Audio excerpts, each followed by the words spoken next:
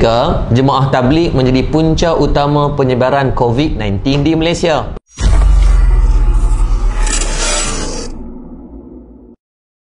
Assalamualaikum warahmatullahi taala wabarakatuh. Saya Muhammad Yaqub Yusra bin Muhammad Yusuf daripada Murtada Dakwah Center.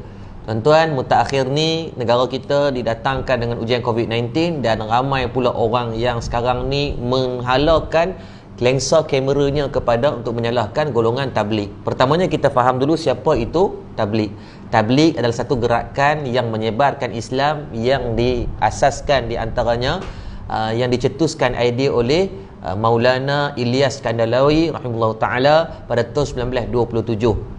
Dan di Malaysia secara rasmi pada 1950-an dibawa oleh golongan orang India Islam yang beragama Islam, dan masuk pada 1970-an orang Melayu Islam pun terlibat dengan jemaah gerakan tabligh. Baik, yang pertama, adakah gerakan mereka salah? Tidak, kerana mereka adalah salah satu mengambil sifat daripada sifat Rasulullah sallallahu alaihi wasallam yang kita belajar sifat yang wajib ke atas Rasul, siddiq, amanah, fatanah dan juga tabligh. Tugas mereka menyebarkan Islam, dan berdasarkan data mereka dah mengislamkan jutaan orang dah sepanjang hampir 100 tahun ini.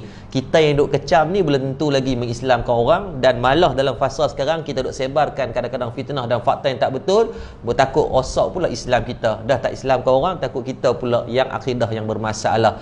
Baik, kita bukan buat video ni untuk nak backup mereka, tapi bukan nak backup siapa-siapa, memenangkan siapa. Malah saya pun bukanlah orang yang terlibat secara langsung dengan tabligh, tapi kita nak bagi fakta agar terselamat kita semua, insya-Allah. Yang pertamanya, netizen mula kecam berkaitan perhimpunan yang dilaksanakan yang dinamakan Ijtima' Jot Khudama dan Ulama Malaysia pada 28 Februari hingga 2 Mac.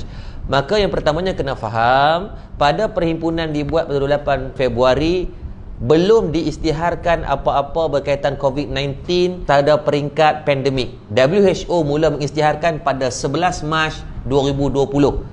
Maka perhimpunan ini in advance hampir 14 hari ataupun 13 hari lebih awal daripada pemakluman tersebut, dan ketika himpunan ini dibuat, KKM pun belum mengeluarkan apa-apa arahan untuk menghalang daripada himpunan-himpunan yang berbentuk macam ni. Dan untuk makluman semua juga, pada 28 hari bulan, hari yang sama himpunan Ijtima' Seri Petaling ini berlakunya juga perlawanan bola di antara Piala Sumbangsih JDT bernentang dengan Kedah. Walaupun Kedah kalah, saya sedih tuan sebab saya orang Kedah. Tapi still perlawanan tu lebih ramai jumlah yang berhimpun daripada Seri Petaling. Dalam masa yang sama, kalau tuan perasan, ketika 28 Februari berlakunya langkah Hotel Sheraton daripada kalangan orang politik, still ada perhimpunan media berhimpun beribu orang ketika tu.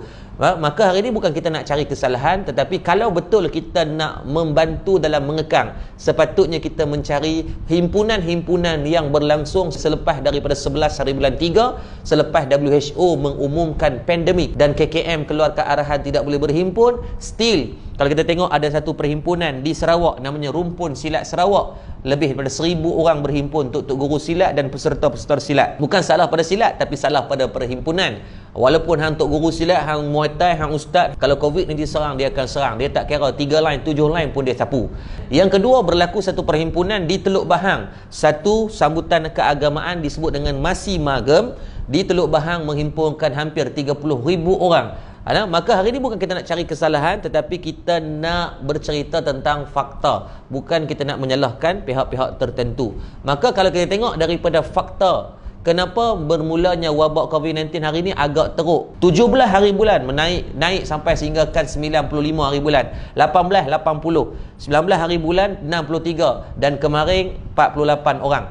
Tapi kalau kita tengok dari segi graf, Dr. Zulkifli Ahmad, bekas Menteri Kesihatan kita, di antaranya disebut kata daripada kluster tabligh dah mula berkurang, tetapi yang bahaya adalah kluster yang non tabligh yang dah mula meningkat naik sehinggakan pada 20 Mac ada 82 orang yang positif.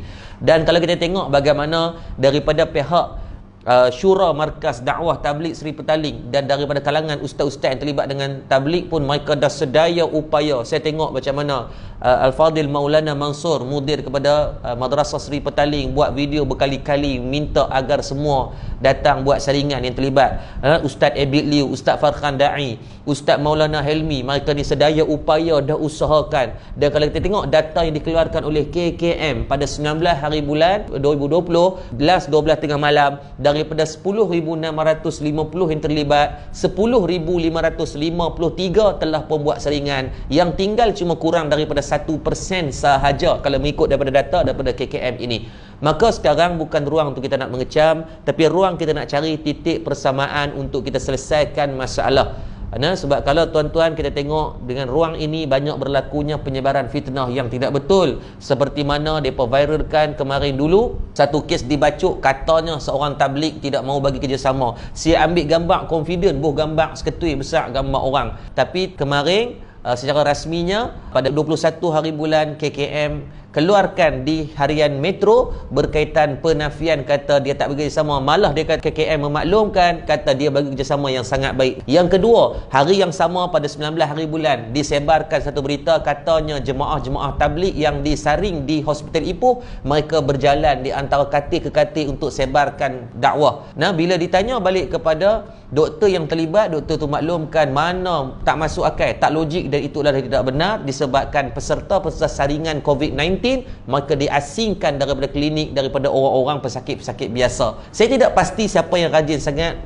menambah dosa dan bagi orang buat dosa yang sama. Jadi tolong hampir 50,000 orang yang dah sebarkan, lebih daripada 100,000 orang yang kecam. Maka tuan-tuan, cukuplah daripada kita nak menambah dosa sedangkan pahala kita tak tahu mana. Konklusinya hari ini tuan-tuan, daripada kita nak menambah kebencian, menambah derita, menambah sakit kepala orang, lebih baik kita mencari jalan penyelesaian yang terbaik agar semua menyebarkan rahmat dan kasih sayang daripada menyebarkan kemarahan orang ramai. Berimanlah dengan satu hadis Nabi SAW, la yu'minu ahadukum hatta yuhibba li akhihi ma yuhibbu li nafsihi atau kama qala, rawahu Imam Bukhari dan Muslim. Nabi kata tidak beriman seorang itu selagi mereka tak kasih saudaranya seperti dia berkasihi diri dia sendiri. Jadi kita kasih saudara sahabat-sahabat kita. Saya yakin kita duduk ambil sebagai muhasabah fasa wabak ini, kita berapa banyak kita dah baca Quran, berapa ramai telah kita Islamkan, berapa ramai yang telah kita solat jemaah,